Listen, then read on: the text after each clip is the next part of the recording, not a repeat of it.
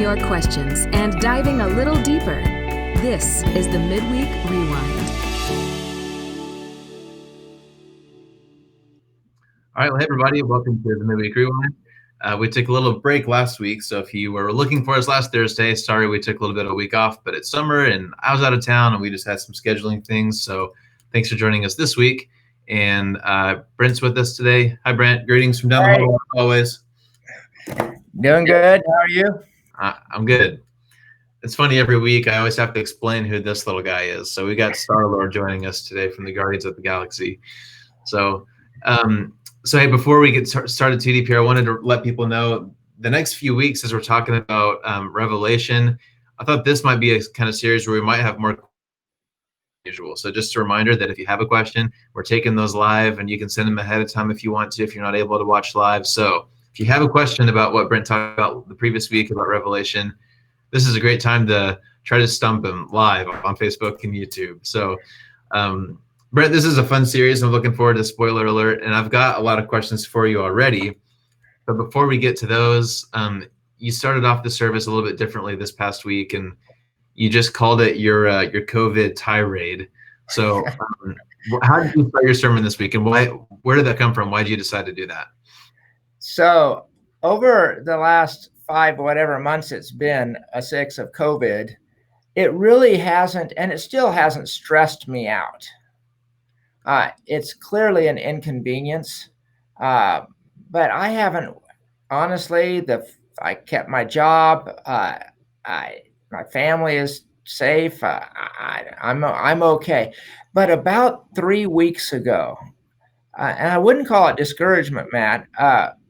3 weeks ago, I just said, I just don't like this at all. You know, the frustration level knocked up, and these 3 words begin, kind of the fear, the isolation, and the division. And so I just was kind of letting that bump around. And so I wrote out I write out my sermons by word, but I just wrote 3 words up at the top.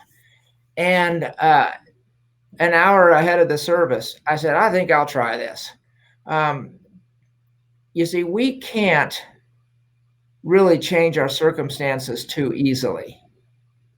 Mm-hmm. But we certainly are 100% in control of changing our response to those. And I know a lot of people aren't fearful, but a lot are. Mm-hmm. I know a lot have continued to work at staying in connection, but a lot haven't. Yep. A lot have worked hard on not contributing toward the fight, but a bunch have just jumped into the fray. So, yeah, it's just important as Christians. And I know a bunch of you listening to this are Christians, but like God's going to hold you accountable for your attitude and your behavior and how you respond to circumstances that we don't like. Yep. And I know I've watched a bunch of Christians who haven't responded well. They are consumed by fear.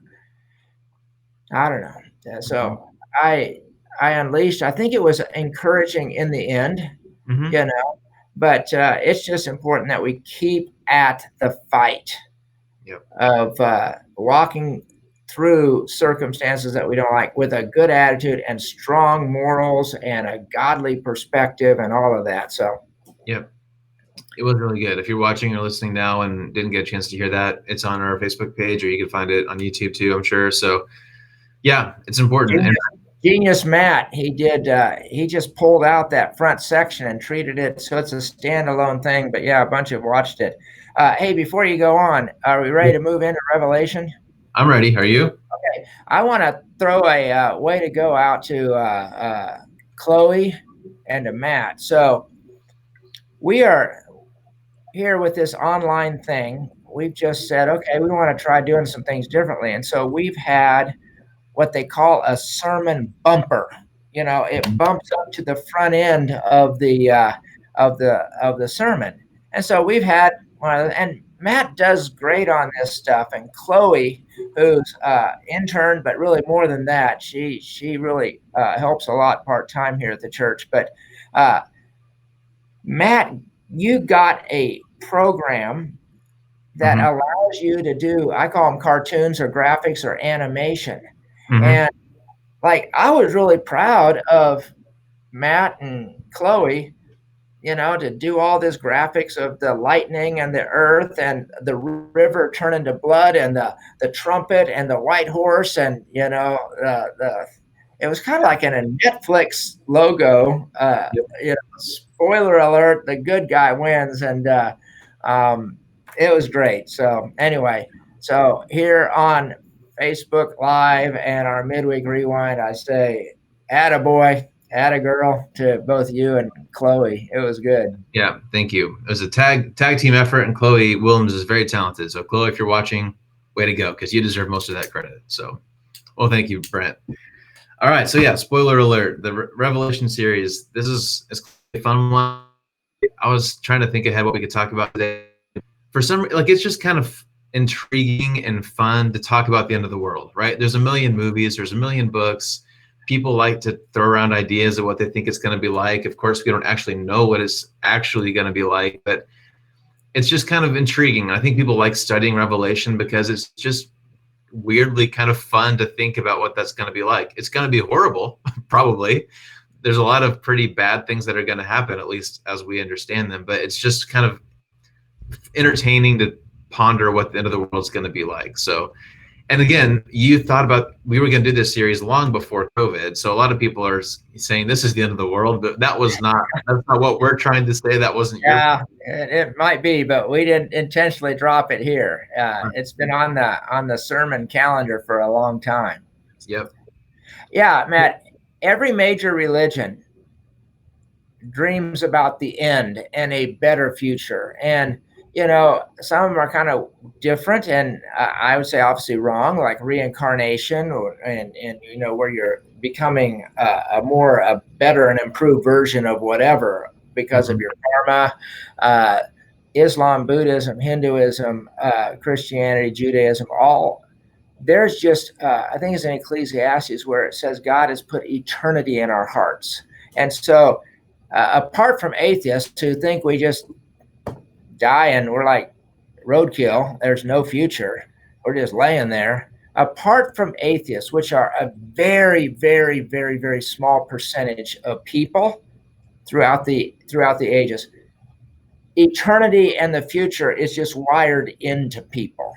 And so there's always been an intrigue of wanting to know the future and how the world's going to end. And so we're charging into it. It's my first time really. I've taught a lot in Revelation. I've done Sunday school and Bible studies, but I kind of come into this with feet dug in because it's best done, I believe, in a discussion format. And a lecture that just raises questions, and there's not really a convenient way to ask and answer those in a big room like we are. But it's still worth doing. I'm glad to be doing it, but we're charging in. Yep. Hey, you can ask questions now. Everyone, yeah, you can. That's what we're here for. So Brent, I've got some specific questions, and you and I were kind of talking about them earlier, and I think it'll be fun to do them live here. But before we get to that, one of the main things that you talked about this previous Sunday is that there really are kind of 4 different ways to interpret Revelation. It's a weird book. Like there's dragons and all kinds of things that are just weird to read about. So I think you said something like how you interpret Revelation depends on what you think the intent was. And there's kind of 4 different ways to view that. Can you give us an overview of that real quick? Yeah, and the principle behind it is when you pick up a fiction book, you need to read it as if it's a made-up story. Right. When you read a biography, you need to read it as if it's a true story. When you read C.S. Lewis, the Narnia tales and the Lion, the Witch, and the Wardrobe or whatever, you need to understand there's a lot of allegory, and it's not just a fiction that's a story in itself, but it's trying to point to something. Okay, right. So genre makes all the difference. And if you read The Lion, the Witch, and the Wardrobe as nonfiction, as in true, and it literally happened, whoa. Aslan, the line, no. So we need to approach Revelation with the integrity of reading it like it was originally meant to be read. Mm-hmm. The problem is it doesn't tell us how it's supposed to be read. Right. It doesn't say read this literally or read this as apocryphal literature or whatever. But there are these four ways. And the preterist, which comes from the Latin word which means past, they read this saying all the beasts and the trumpets and the seals and the dragons and the Antichrist, everything that happened already in the first century. Very few people hold to that view today. The second one is historicist, which basically says you have to make the judgment call. Is that beast or that trumpet or that seal or that tribulation or that whatever, has it already happened? Because historicist says some has happened, some events have happened, and some haven't yet. So you make that judgment call. So it's all in the past, some in the future. The third one is all in the future. And it starts with, generally speaking, the rapture, then the tribulation, the second coming, the Battle of Armageddon, the defeat of Satan, the millennium, the full and final defeat of Satan, the judgment seat, and the new heaven and new earth. And it's clock, clock, clock, clock, clock. You know, it's just all future. Yeah. And then is the idealist, which says this should be read as apocryphal, cosmic battle between good and evil. The good guy wins. You better be ready. It's very good and exciting because it's a good ending for those who are ready. And that's all. You don't try to match up the beast with this nation or that person or the Antichrist or the 10-nation European Union or whatever. Right. But we're still left with landing on one of those. And I've landed on the idealist, which is just it's a cosmic battle between good and evil. And it's weird stuff, and it's like the Marvel movies where all kinds of crazy stuff happens and the good guy wins. Right. And so I do have some futurists because I believe there are specific events described in Revelation, but I'm not a tight futurist that has to put it all on a timeline with an event matching to this person. So you land somewhere. And where we've landed is to say, I gave an overview last week, and then these next 4 weeks are going to be 4 events that I believe are literally going to happen.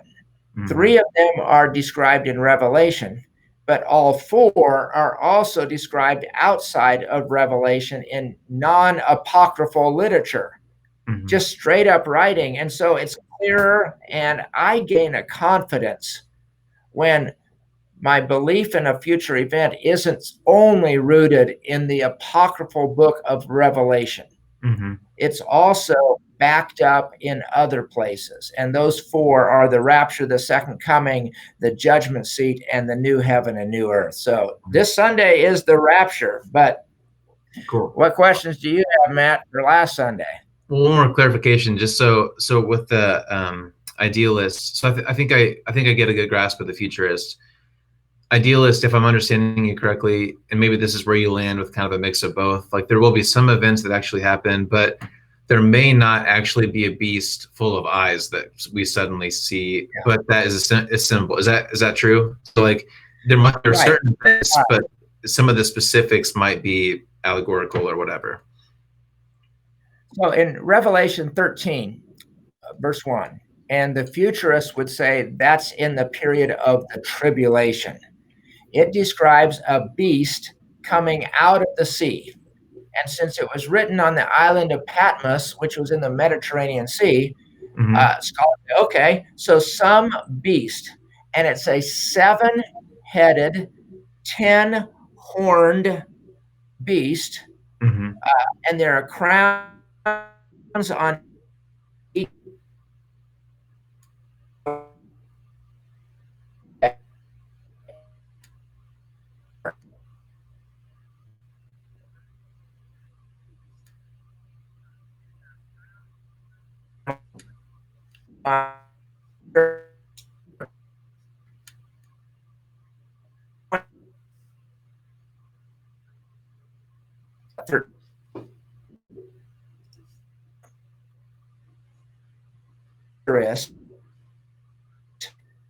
really work hard on finding a specific application.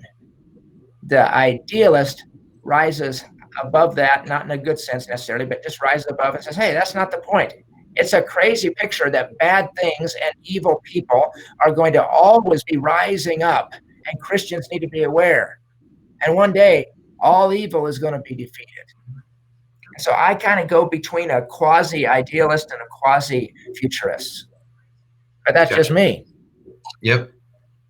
Cool. And I think we lost you there for you're frozen there for just a second, Britt. We caught up with you. So if you're watching, we may have a little bit of tech glitch. Sorry about that, but I think we're back live now. So, Brent, I think, and if you said some of this and we missed it, I apologize. But one thing that I've heard over the years is that one possibility of Revelation is maybe John really was seeing into the future, and maybe he was seeing, like you were mentioning, the beast coming out of the water. Maybe he saw some sort of submarine, and there were flags coming out of it or something.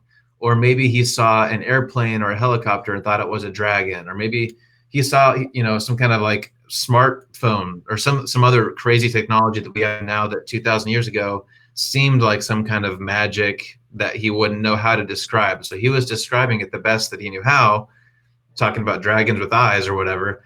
But maybe he actually saw some kind of smart car driving by itself down the road. Do you think that's possible, or what do you think about that idea? Yeah, it's free to think. Mm-hmm. Okay. And with humility, let's just talk about any options with Revelation, what was going on in John's mind. So, yeah, I wonder sometimes if Revelation were written today, instead of the beast, would it be a transformer? Mm-hmm. That moved from this identity and it moved into this evil beast. It started out as pretty and then it changed, so yeah, I think John wrote what he saw. Mm-hmm. And I think what he saw stretched everybody in its weirdness or symbolism. Mm-hmm. But it is interesting to wonder, like what you're saying, what did he actually see and how did he try to describe it? Mm-hmm. We'll never know, but it's interesting to think about. That one thing again that I've heard that I'd like to hear you talk about is, I don't know if you ever read the Left Behind books, Brent. Did you read those 10 years ago or whatever? And again, it was just a couple of people's interpretation of what it could look like, right? But whenever we start to read Revelation and we read about the Antichrist or this prophet and this leader who are going to do this and that, one of our temptations, I think, is to think, oh, who might the Antichrist be? Who might this prophet or this prostitute or whatever? Again, that's probably just human nature as we're just intrigued by eternity, like you were talking about. But I see a little bit of danger in that, right? Like I've heard people claim that specific people might be the Antichrist, and I just don't feel good about that. How do you land on trying to pin current events to specific things in Revelation? Curiosity is good. We're all thinking people. I just would say, if you humbly say, this is kind of what I think, but I'm with you that it is a dangerous thing to speak too confidently of all this Revelation stuff. I mean, it gets very complicated. There's a comment that I've seen over here on the side. Yep. The futurist perspective, which says basically everything in Revelation from chapter 4 or 7, depending on 6, 7, everything on is future. But the futurists, there are like pre-trib, mid-trib, post-trib, whether the millennium, where it all happens, when's the second coming. There are multiple views. And so I just say attach a humble attitude to whatever your perspective is. I personally think the one thing we can be confident of is that this world as we know it will end. Well, this is one thing, but the world as we know it will end. The devil and evil will finally be destroyed. We will enjoy we who are followers of Christ will enjoy a perfect heaven forever. The good guy wins. And you better be ready. I mean, that's the one thing that we can say with 100% confidence is what Revelation is about. Yeah. other than that, let's just dream and talk and say this might be the option or this might, and this is why I think this is. But I'm pretty cautious to speak with too confidence about much else besides that. And part of what all this leads to, I think we've talked about this in other topics before, but whether it's whichever the four you land on, or whether it's pre-trib or post-trib or whatever, one thing that I think we'll probably keep talking about is that wherever you land shouldn't really affect your day-to-day life too much. We are still called to follow Jesus now. We're still supposed to tell our friends about Jesus now.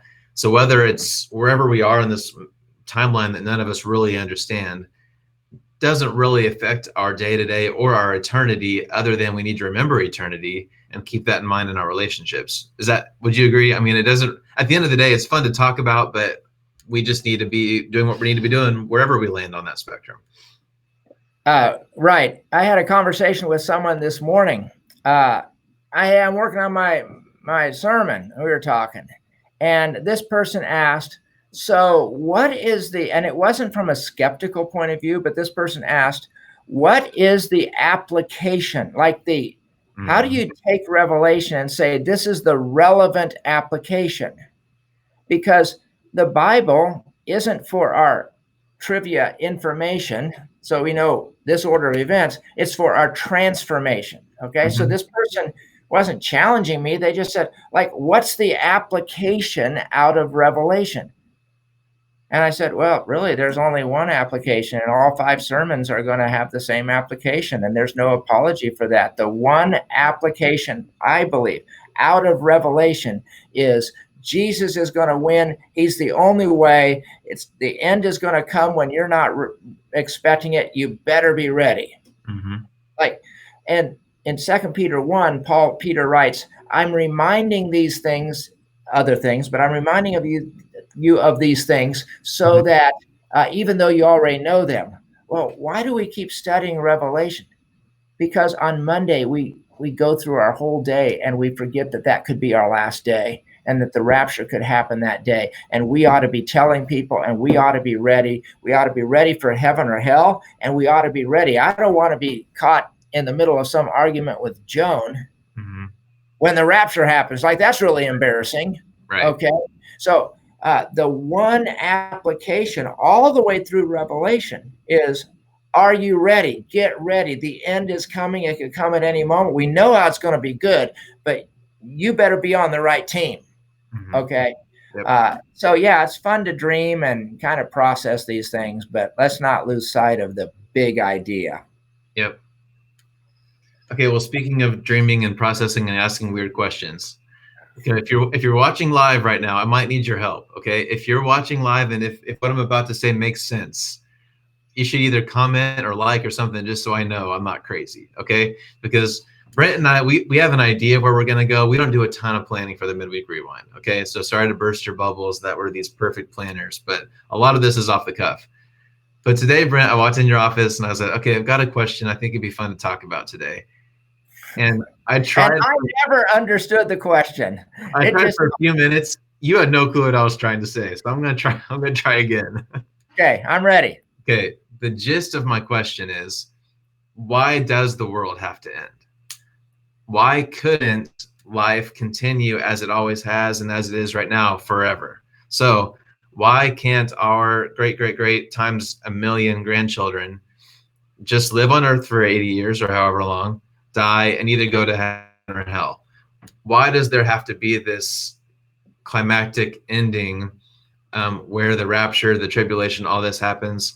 Like, for some reason, God apparently made it clear that there has to be an end point. He's going to come back and fix everything, which is great. I'm glad he is. But why was that necessary? Why couldn't we just continue on like we are currently living? Okay. Did you understand it any better this time, Brent?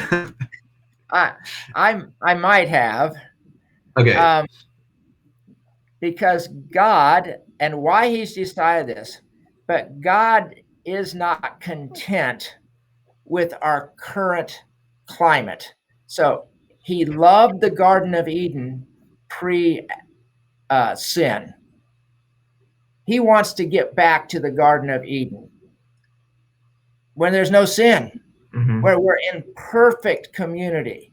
And so while he has provided a way between Adam, Genesis 3, and Revelation, he has provided a way for us to find joy and eternal life, and for us to keep witnessing and us to live.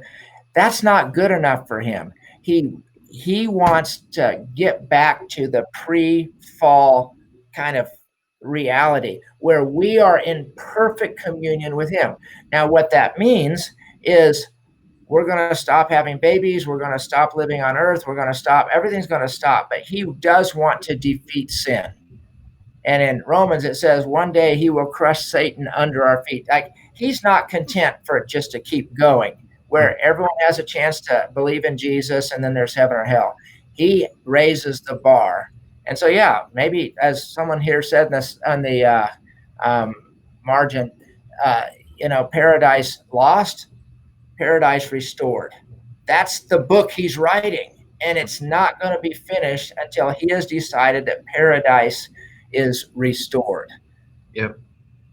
And I think we'll get into this in the next few weeks, which I'm excited to hear you talk more about. But you and I this morning, you were talking about how your understanding is like we're going to need actual physical bodies for some kind of battle. We're going to end up back on Earth where we're going to need some sort of spiritual physical mass.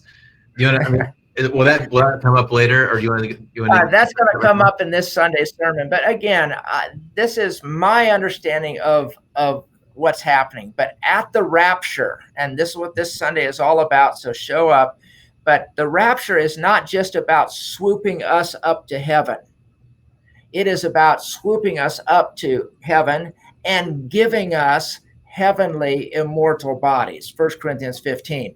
And I believe that God is not content to just have our spirits in heaven with him. He wants to give us heavenly bodies. We will need heavenly bodies, Brent believes, to be part of the armies of heaven that come back to earth at Jesus' second coming to engage in some battle with the enemy. He wants us and needs us to have heavenly bodies for the new earth that we're going to be on. That's week 5 of the series. And so God just has this master plan. As someone said, paradise lost, paradise restored. I believe we're going to have resurrected bodies similar to Jesus in the new earth, physical, but with immortal. That we're immortal, and we can just move from here to there like Jesus did. So, but come on Sunday, I'm going to talk about the resurrection body that we will be given at the rapture. Gotcha. Cool. That'll be interesting to talk about. I've got a couple more comments here that the answer, I think people got my question, so at least I'm not crazy. People understood what I'm trying to ask. But there might just be because God said so and because we can't understand it right now. Someday we'll understand, right now we don't. And I'm okay with that. It's just interesting to talk about. And one person's making fun of me for wearing pink, but it's actually salmon. Nice. You can keep telling yourself that, Brent. I just look forward to this, future. And I'm telling you, I don't think enough about heaven. I don't think enough. I can go weeks without ever thinking about the rapture, that this could be my last day. And I don't make the most of it. But Revelation 1:3 says something like, blessed are those who read this prophecy. And God wants us to keep this, the end is near, right smack in front of us, because it's supposed to remind us how to live today. Yep. I need it, because I can just live in the moment and not see this thing that's supposed to motivate me to kindness and joy and responding well to bad days. It's supposed to change us. Yeah. That's right. All right, Brent. Well, hey, I'm excited about this series. We're out of time already here, but I'm looking forward to diving deeper over the next few weeks. And just for people watching or listening, we're talking about rapture this week, second coming the following week, judgment day, and then the new heaven and the new earth. So we got 4 more weeks, and I think all of those are going to be really interesting. I'm looking forward to hearing you talk about them. And just as we're wrapping up here, you've mentioned before that the rapture is not even in Revelation. Like that word or that experience, whatever it is, actually isn't actually in the book, but it is in a couple other books. So looking forward to talking about that this week. So, hey, if you're watching or listening, please do join us Sunday. I would love to have you in the building if you're comfortable with that. But if not, of course, we're still online. You can watch or listen later too. So however you're choosing to go through life right now, hopefully there's something that we have offering that you can join us. So Brent, any closing thoughts? The Lord is going to quickly come, and we need to be ready. And that word quickly, we know it could be 1,000 years from now, or it could be 5 seconds. But the Bible describes it as the imminent return, that there is nothing that has to happen before the rapture. And I know some people think the rapture is at the end of the tribulation. We'll talk about that on Sunday, and there's some legitimacy to that. Regardless, though, be ready. Yep. Be ready. All right. Well, hey, thanks for taking my weird questions, Brent. And thanks for those of you watching live, and for those of you listening later on the podcast too. Grateful for your time. Hope you have a great rest of your day, and hope to see a bunch of you guys on Saturday and back here next week. Bring your questions. We love to talk about your questions next week. See you later, everybody. Goodbye. Thanks for joining us today. Matt and Pastor Brent go live on the First MB Church Facebook page every Thursday at noon.